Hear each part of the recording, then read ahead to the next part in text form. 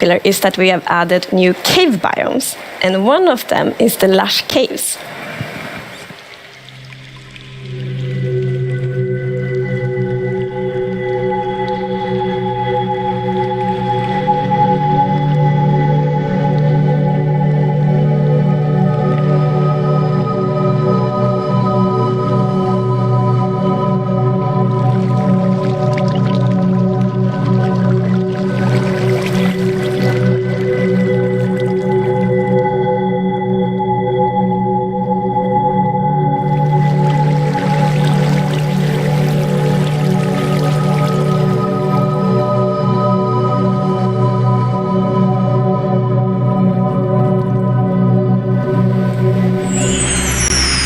So beautiful. It doesn't meet.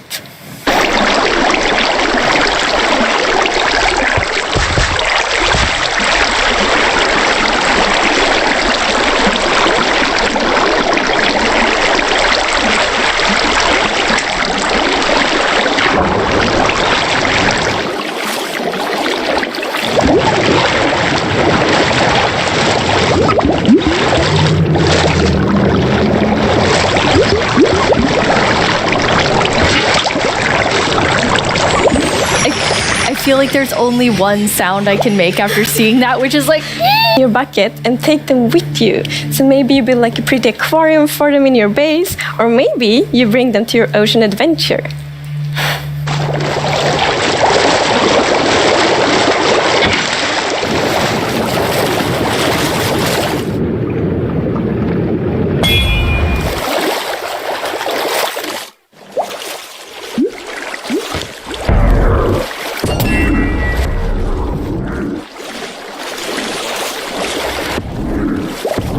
And now I see why you're calling them the cutest predator you'll ever meet. Exactly. So when you scoop...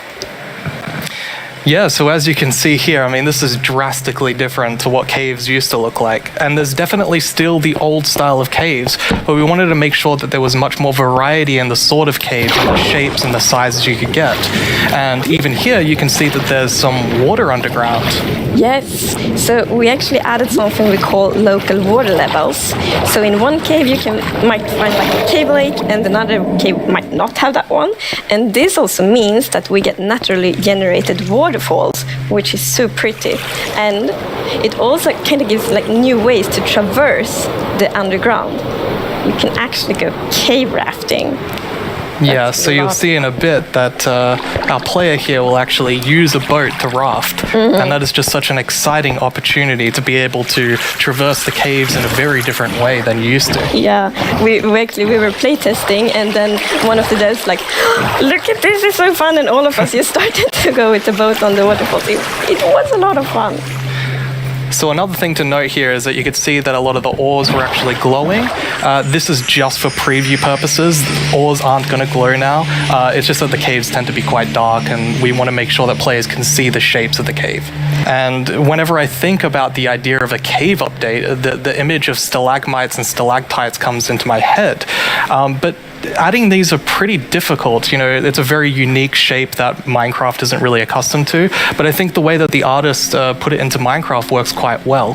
And of course, there's some mechanics surrounding this, so you can see that someone destroyed the block up the top, and so the dripstone fell down. And also, unfortunately for this zombie here, if you fall on these dripstones, you will get hurt. It's basically this growth, and this is called the Sculk blocks. And one of the blocks is called the Sculk Sensor. This is the new redstone block. As you can see, when you place or destroy a block, or if you have footsteps, it'll actually detect the vibrations around and then emit a redstone signal. So this is going to be very interesting for redstone players. We even have a mechanic around it where you can actually use wool with wool occlusion to essentially prevent signals from being able to get into the Sculk sensor. So let's take a look at that now.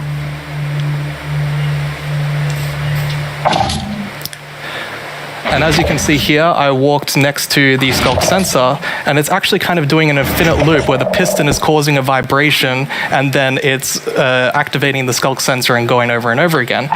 But here, I've actually put a wool block in between the piston, which prevents the signal from going to the Sculk sensor.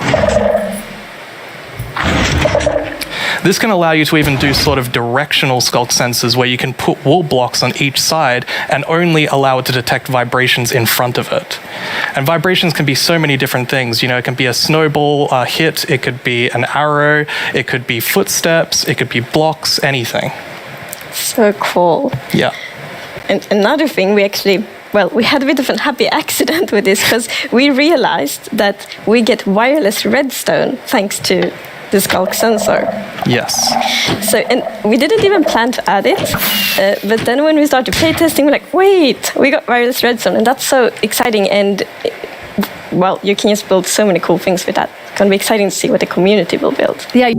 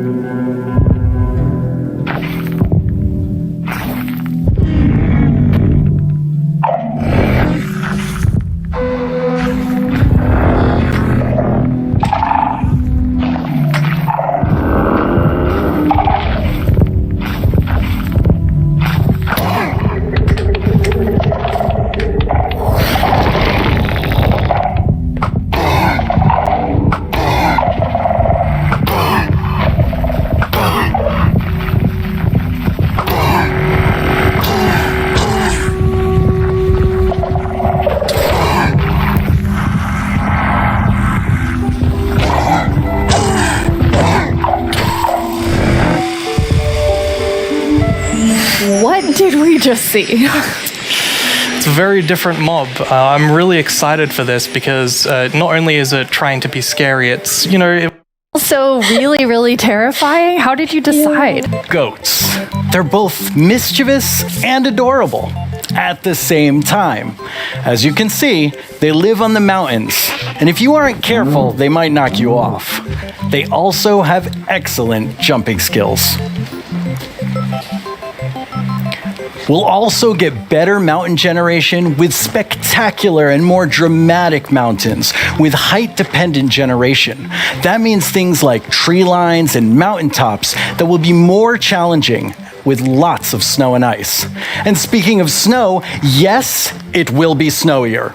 We will also have a new block called powder snow, which will be a kind of trap block. It looks similar to snow, but if you or a mob walk on it, you will fall right through.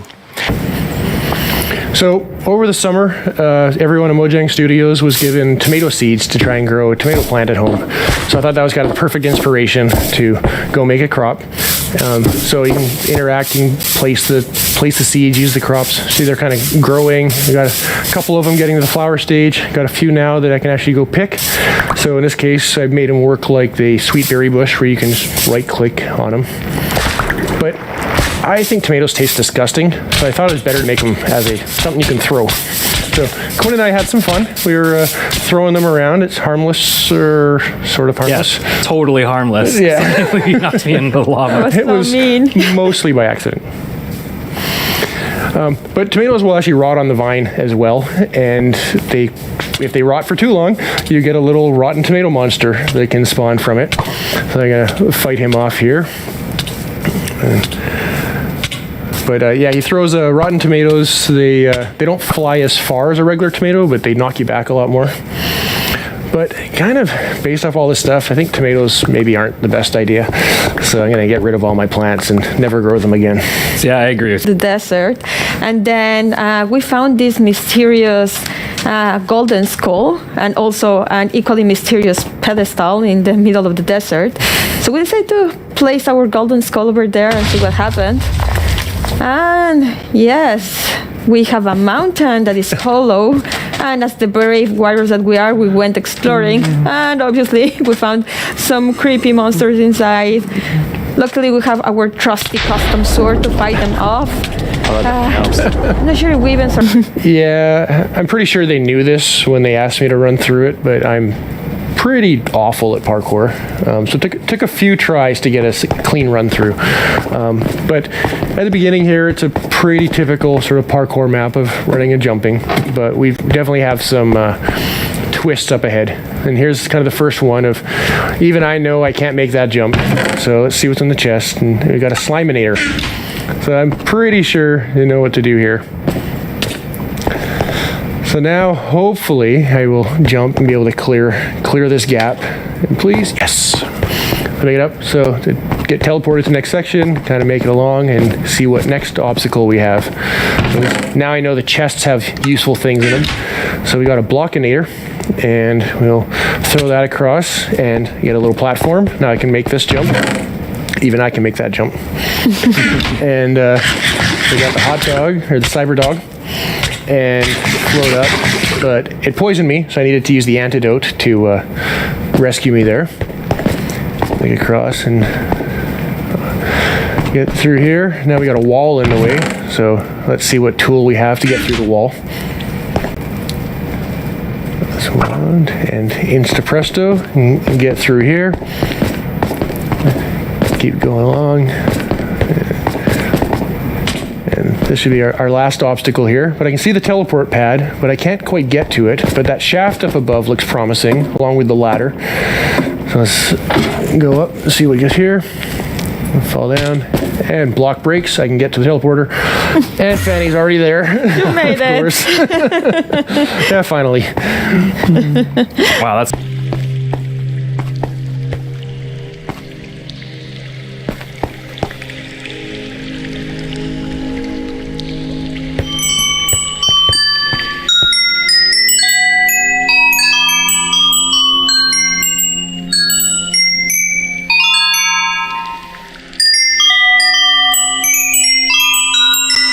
The telescope.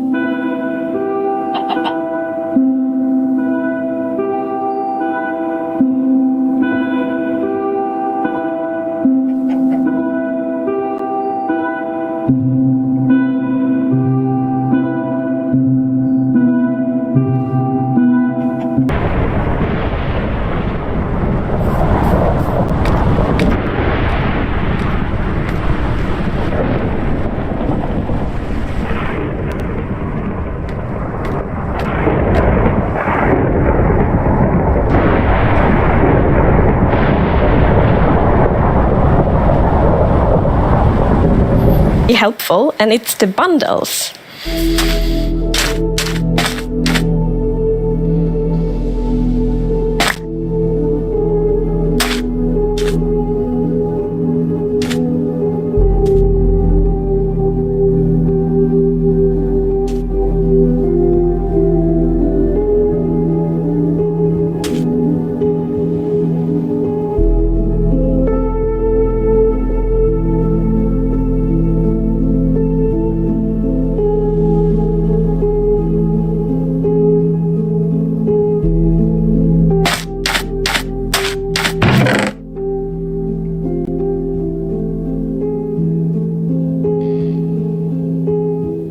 A new system called the Archaeology system. In this system, you're basically going to find these excavation sites all throughout your world. And you can make this new tool called the brush that is going to help you uncover the mysteries of all these dig sites. So you come to one of these ancient structures and you can sort of use the brush to clear away some of the rubble that may have collapsed in those structures. And sometimes you might even find something shiny inside them. But, and this is important, if you are not careful enough, like in real life, you can destroy that artifact. And when that artifact is gone, that artifact and all the secrets it held are gone forever. But if you're careful enough, if you take your time and you're deliberate, you can get some of those hidden artifacts. And for example, here we got a ceramic shard, which is basically how whoever lived here used to tell and pass on their stories. I love the story sides of the archaeology, because we often talk about that we want to deepen the mystery in Minecraft, and when you find these hidden artifacts, you kind of find like connections and hints, and we will never tell the full story, but these will inspire the players to tell their own stories about their own Minecraft worlds. Exactly. I think it's going to be really exciting to see what players do with them. For example, here we see an exhibition that someone built for this, where he can compare all the different clues he finds, right, and try to preserve whatever was down here, and he can compare what we found with whatever new thing, and sort of try to connect the pieces, right? And here we see those pieces connected in a clay pot, actually trying to reconstruct them back. And you can create that however you like. You can create your own stories or try to guess how those pieces used to connect. Yeah. It's also so fun to be very creative with these new pots, because you can put the shards in any way you want. Exactly, and when you're pleased with your creation, you can fire them up and you have your own painted clay pot. Pretty. So, Nir, is this programmer art still? Yeah, the art we're seeing is... The leaf will actually tilt down when you stand on it too long, so this will actually make you fall through. However, after a few seconds, it'll come back up. So it's kind of this like platforming block that allows you to just, continue platforming over and over again, which I hope is really exciting for, content creators making maps. Yeah, you can build like your own platforming levels, and then they will repair themselves. That's kind of neat. It's so beautiful in there, and there's actually a mob coming to the Lush Caves. Yes, there is. Tiny Agnes has been a bit mean this year, so I think you should open it, Nir. You should announce the winner. Yes. Can I look first? Yeah. You're gonna know before everyone else? It's the Glowsquid! Wow. I guess everyone was mesmerized by the Glowsquid, not just the tiny ones. No, I was really not expecting that. That is so awesome. Yes, I didn't expect it at all, but it's great. And